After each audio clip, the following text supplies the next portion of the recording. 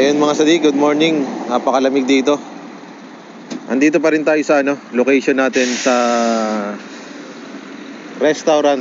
Ayan katatapos lang natin magkape mga sadik. Ito, meron tayong dalang kape kasi ayan Katapos lang natin magkape mga sadik. Napakalamig dito. Ayan Ito si Bumblebee, kasama pa rin natin.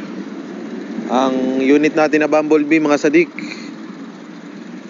nakapatay siya kasi napakaingay nung makina nito. Pero may mga bagong labas dito ngayon na mga Shockman 2023 model, 24. Tahimik na yung mga makina mga sadik. Ito kasi luma na to napakaingay. Iyan mga sadik.